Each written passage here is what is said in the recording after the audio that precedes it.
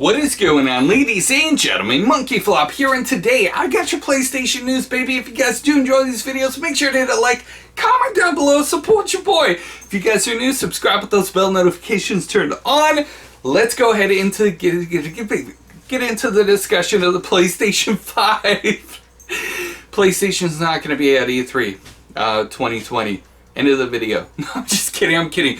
We are going to be talking about that towards the end of the video, so make sure you guys stay tuned for that. I first wanted to talk about the PlayStation 5 because it's been a minute. There's been a lot of stuff that have gone down, so let's jump right into it. Now, Sony was at CES 2020, and they dropped a bomb, a banger, an internet sensation, a hit. They went viral.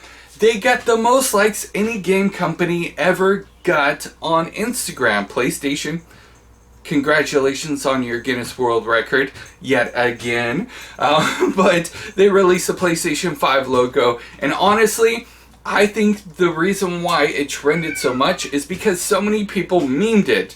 They honestly thought it was a joke. Now, I've said so many times, and I get this from an old PlayStation worker, somebody that used to work at PlayStation that I used to talk to a lot. He used to tell me that Sony's typical cycle, Sony's typical cycle. Anytime you think about something or you want information, just think about Sony's typical cycle. Look at what they've done in the past, and rest assured they're going to continue doing the same thing. If it's not broken, don't fix it, I guess. But the PlayStation 5 logo was surprisingly what everybody expected. It wasn't anything new. It wasn't anything big or sensational. In fact, it was a black and white image, and that was pretty much it. And congratulations on the reveal of your PlayStation 5 logo. So the image you guys are seeing on the screen is something that PlayStation shared during CES, and that's PlayStation hardware features will feature 3D audio sound, haptics, adaptive triggers, ultra high speed SSD, hardware based ray tracking, ultra HD Blu-ray. So those are the specs that they went over. Those are the things that we already knew. PlayStation wasn't ready to announce the PlayStation 5. I believe they have other plans that are coming within the next couple of months. But with that being said, those were hard winks, by the way. But with that being said, I've said this on Twitter so many times. 2020 is not the year of vision anymore. It's the year of trolling. And Sony and PlayStation just like dug right into that, and that's what came out. There are some other features that were announced. The PlayStation 5 controller concepts that we've seen floating around the internet seem to be true, but those are early concepts and can change at a later time. Now, we don't know with this concept in particular, with the back buttons, if that is going to be something that is going to be at launch with the PlayStation 5, or if it's going to be some sort of elite special controller that costs more money to purchase. We do know that the PlayStation 4 controller is going to work with the PlayStation 5, and the PlayStation 5, rumor and speculation, is going to work with the PlayStation 4. But I did want to talk about the PlayStation 5 backwards compatibility because I honestly would love backwards compatibility with the PlayStation 5. I own three PlayStation 4s. I own 3 PlayStation 3s actually, and I own 1 PlayStation 2 and 1 PlayStation, the PlayStation 1. And I own a lot of games for those consoles as well, and I would love to see backwards compatibility. But I don't think it's going to happen.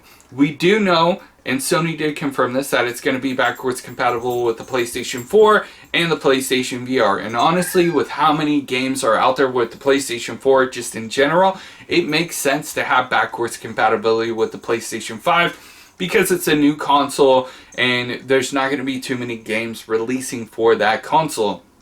But at the same time, if we look, and I remember I forget which Sony executive said this, but I've heard this from several Sony executives, that a lot of people think they know what they want until they get it, and some features that they release that is high in demand, users don't even use it. If we look at the PlayStation Classic, that launched at $100 and it quickly bombed. It didn't do good in sales. In fact, it went on sale for 20 bucks. That's absolutely insane. We could say the PlayStation Classic didn't sell as good because it didn't have some of the classics, some of the games that people know and love about PlayStation. We could blame it on that. But what Sony looks at is the numbers. And if the numbers aren't there, then it's not going to happen. I mean, if it was up to just the demand and people voicing their opinions, we would have gotten SOCOM remastered on the PlayStation 4 a long time ago. And if we look at other games that have been ported over from, PlayStation 2, PlayStation 3, over to the PlayStation 4, we've even gotten some classics, ported over or remastered. Those games don't do that good with sales, and Sony's a numbers game. They're looking at the numbers and they're looking at like, okay, these people asked for this stuff, but they're not actually buying it. So it's kind of hard to tell right now if PlayStation 5 is going to have backwards compatibility. Like I said, I would absolutely love it, but I don't think it's going to happen. And I don't want you guys to get your hopes up. I'm definitely not going to get my hopes up for the PlayStation 5 having backwards compatibility. So I wanted to give you guys my opinion.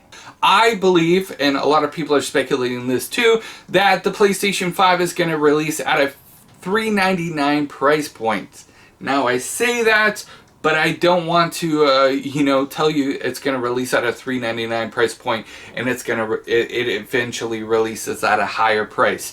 So for me, myself, I'm saving up $500 just for the console, and then you have to save up for like, if you want to buy games, if you want to buy controllers and things like that. So keep all of that into account. So if you're planning on buying the PlayStation 5 at launch, at least save up $600 for the console, depending on what kind of sales tax you guys have.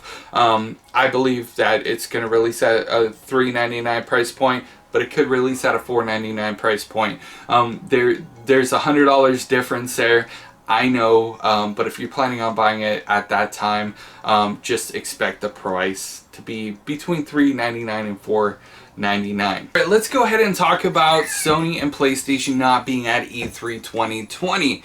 Now, this information actually comes from a rumor that the Xbox event team is preparing for Sony and PlayStation to not be there, and they're going to have a lot more showroom floor. They're going to have a lot more presence at E3 this year than ever before. It's always been kind of split, and PlayStation and Xbox have always been on the showroom floor, and they've always kind of had like a versus moments where they kind of compete for the attention of E3. But Sony didn't show up last year. There's a lot of speculation about why Sony didn't show up last year, and a lot of that has to do with they didn't have much to show off, and that could hold true. But another reason is they didn't want to spend $40 million to attend an event that is not changing and adapting to the new way of what we have today with social media. Social media is honestly taking the video games industry by storm, and there's a lot more ways you can advertise your games and get them out there than traditional media, which E3 is honestly still considered traditional media. They are doing a lot of changes, and they've been doing a lot of things to try to get into this new day and age, but they're slow at it. They're honestly slow at it. So there's a lot of speculation as to why Sony and PlayStation's not going to be there this year. I don't think they're going to be there this year. I think we're going to get a PlayStation 5 announcement within the next couple of months, and it's going to be ahead of E3, and Sony's going to do their own thing. And I think that's what Sony's going to do from here on out. It honestly hurts because I love E3, E3 has always been one of those the biggest events of the year that I love to attend. And even before I attended E3, I always like whenever E3 happened, I always like surrounded myself with like the news and everything that's going on, and I stayed up to date on everything that was going on that showroom floor and everything that was announced at the events during E3. So, wow, that's honestly a lot to take in. I'd love to know your guys' thoughts and opinions. Do you guys think that Sony's not going to be at E3? Do you guys think that they are going to be at E3? What are the reasons why they would not attend E3? Is it because of money? Is it because $40 million can be spent in other places to advertise and push the PlayStation 5 product in general? Do you guys think that, E3 is not changing with the times or not fast enough? Or do you guys think that Sony's just crazy for not attending E3, period? Or do you feel like me and just kind of feel hurt by the fact that they're not going to be there this year too, and this is going to be the biggest year in video games, I believe, ever? Alright, now let's go ahead and talk about Xbox. I know you guys are going to go crazy in those comments down below, but according to rumor and speculation, I have to say rumor and speculation, but we kind of think, okay, well, I'll leave it to you to decide. But according to a lot of news sources, Xbox is not going to have exclusives at launch for their new console. In fact, they're not going to have exclusives for at least a year after the console releases, and that's a big thing. We do know that Sony and PlayStation, for the PlayStation 5, is going to have exclusives at launch. That's a big selling point for PlayStation in general, is their exclusives. That's the reason why so many PS4 owners are out there to this date. It's sold over 104 million units because they have exclusives. With the Xbox, that's one thing that they've been lacking in. We do know that they've purchased more first-party studios and that they're working on a lot of exclusives, and they're looking at this as the long haul. They're not looking at winning the first year, obviously, with no exclusives. But I just wanted to bring up this point. Let's go ahead and look at Google Stadia. Google Stadia has not been mentioned, like, at all. And what's the reason why Google Stadia hasn't been mentioned? Well, one, a lot of people don't like cloud gaming, and we all knew that was going to happen.